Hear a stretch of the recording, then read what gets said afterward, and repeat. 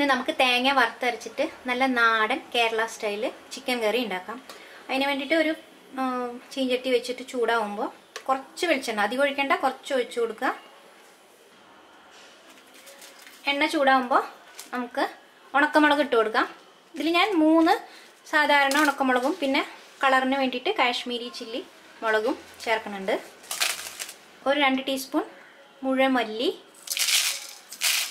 ഒരു ചെറിയ കഷ്ണം ഇഞ്ചിയും അതുപോലെ തന്നെ ഒരു 3-4 അല്ലി വെളുത്തുള്ളി, പട്ട, ഗ്രാമ്പൂ, ഏലക്ക, 1 ടീസ്പൂൺ പെരിഞ്ജീരകം, വലിയ ജീരകം.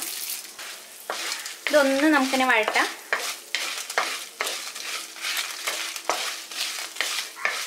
ഒന്ന് ചൂടായോട്ടെ. ഇത് എല്ലാം ഒന്ന് ചൂടായതിന് ശേഷം ഒരു അരമുറി തേങ്ങ, ഞാൻ തേങ്ങ ഒന്ന് മിക്സിയിലിട്ട് ഒന്ന് അടിച്ചിട്ടുണ്ട്, എല്ലാതും ഒരേപോലെ ആവാൻ വേണ്ടിയിട്ട്. ഇത് നമുക്ക് നന്നായിട്ട് വറുത്തെടുക്കാം. തേങ്ങ നല്ല ഗോൾഡൻ ബ്രൗൺ കളർ ആവണ വരെ വറുത്തെടുക്കാം.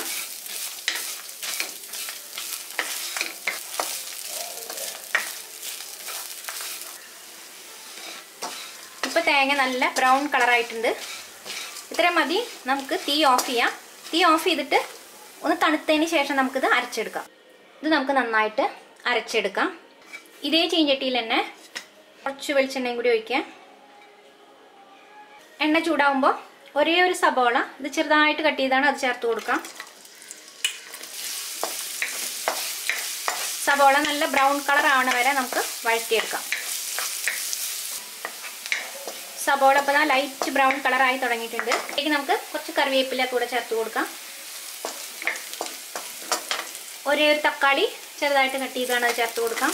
മഞ്ഞൾപ്പൊടി, കുറച്ച് ഉപ്പും കൂടെ ചേർത്ത് കൊടുക്കുക. ഇതിൽ ചേർക്കുമ്പോൾ തക്കാളി വേഗം തന്നെ വഴണ്ടി കിട്ടും. നന്നായിട്ട് വഴറ്റാം. തക്കാളി നല്ല വഴണ്ട് വരണം. ഇപ്പോൾ തക്കാളി നന്നായിട്ട് വഴണ്ടിട്ടുണ്ട്. ഇതിലേക്ക് നമുക്ക് അരച്ച മസാല അത് ചേർത്ത് കൊടുക്കാം. നല്ല മിനുസായിട്ട് അരയ്ക്കണം, അത് ചേർത്ത് കൊടുക്കാം. നമ്മൾ ഈ മിക്സി ജാറിൽ കുറച്ച് വെള്ളം കൂടി ഒഴിച്ച് അതും കൂടി ഇതിലേക്ക് ചേർത്ത് കൊടുക്കാം.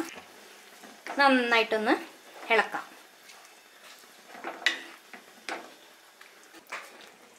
ഇതിലേക്ക് നമുക്ക് ഞാനൊരു 400 ഗ്രാം ചിക്കൻ ഉണ്ടാവും, ചെറിയ കഷ്ണങ്ങളായിട്ടാണ് മുറിച്ചേക്കുന്നത്. ഇതും കൂടെ ചേർത്ത് കൊടുക്കാം. ആവശ്യത്തിന് ഉപ്പും കൂടെ ചേർക്കുക. അതുപോലെ ചിക്കൻ വേവാനുള്ള വെള്ളം ചേർക്കുക. നിങ്ങൾക്ക് നല്ല ഗ്രേവി ആയിട്ടാണ് വേണ്ടതെന്ന് വെച്ചാൽ ആദ്യമേ തന്നെ കുറച്ചധികം വെള്ളം ഒഴിച്ചിട്ട് വേവിക്കാം. പിന്നെ വീണ്ടും നമ്മൾ ഗ്രേവി വേണമെന്നുണ്ടെങ്കിൽ ചൂടുവെള്ളം ഒഴിക്കണം, പിന്നെ തണുത്ത വെള്ളം ഒഴിക്കാൻ പാടില്ല. ഇപ്പോൾ ഇതാ നമ്മുടെ കറി നന്നായിട്ട് തിളച്ചു. ഇനി നമുക്കിത് മൂടി വെച്ചിട്ട് വേവിക്കാം. ഇപ്പോൾ ഏകദേശം ഞാൻ ഒരു 20 മിനിറ്റ് നേരം വെച്ചു. പിന്നെ ചിക്കൻ വളരെ ചെറുതായിട്ടല്ല കട്ട് ചെയ്തേക്കണം, അത് കാരണം കൊണ്ട് വേഗം തന്നെ വേവും. നമുക്ക് തുറന്നു നോക്കാം. ചിക്കനൊക്കെ നല്ല വെന്ത് വന്നിട്ടുണ്ട്. നമ്മുടെ കറി റെഡിയായി. എളുപ്പമാണ് ഉണ്ടാക്കാനായിട്ട്, ഒരുപാട് സമയമൊന്നും വേണ്ട. പിന്നെ ഗ്രേവി നോക്കൂ, നല്ല കറക്റ്റ് പാകമാണ് അതിൻ്റെ തിക്നെസ്. നിങ്ങൾക്ക് എത്ര ഗ്രേവി വേണമെന്ന് വെച്ചാൽ ആദ്യമേ തന്നെ നമ്മൾ വെള്ളം ഒഴിക്കുക. അതല്ലെങ്കിൽ പിന്നെ വീണ്ടും വെള്ളം ഒഴിക്കുകയാണെങ്കിൽ ചൂടുവെള്ളം ഒഴിച്ചു കൊടുക്കുക.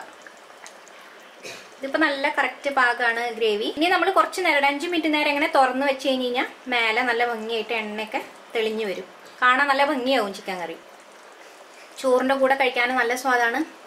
ചപ്പാത്തിയുടെ കൂടെ കഴിക്കാൻ ഏറ്റവും സൂപ്പർ കോമ്പിനേഷനാണ്. നിങ്ങളെല്ലാവരും ഉണ്ടാക്കി നോക്കൂ. ഉണ്ടാക്കി നോക്കിയിട്ട് അഭിപ്രായം അറിയിക്കുക. പിന്നെ ഈ ചാനൽ നിങ്ങൾ ആദ്യമായിട്ട് കാണുന്നുണ്ടെങ്കിൽ സബ്സ്ക്രൈബ് ചെയ്യാൻ മറക്കരുത്. സബ്സ്ക്രൈബ് ചെയ്യുന്നതോട് കൂടെ തന്നെ അടുത്തുള്ള ബെൽ ബട്ടൺ കൂടി ഒന്ന് പ്രസ് ചെയ്യൂ. അപ്പോൾ ഞാനിടുന്ന വീഡിയോസൊക്കെ നിങ്ങൾക്ക് ഉടനെ തന്നെ കാണാൻ പറ്റും. ഇപ്പോൾ ഒരുപാട് വീഡിയോസ് ഞാൻ അപ്ലോഡ് ചെയ്തിട്ടുണ്ട്. ഫ്രണ്ട്സിനൊക്കെ ഷെയർ ചെയ്യുക, ലൈക്ക് ചെയ്യുക, അതുപോലെ തന്നെ കമൻറ്റ് ചെയ്യുക. ഇനി അടുത്തൊരു വീഡിയോ ആയിട്ട് വരുന്നവരെ നന്ദി, നമസ്കാരം.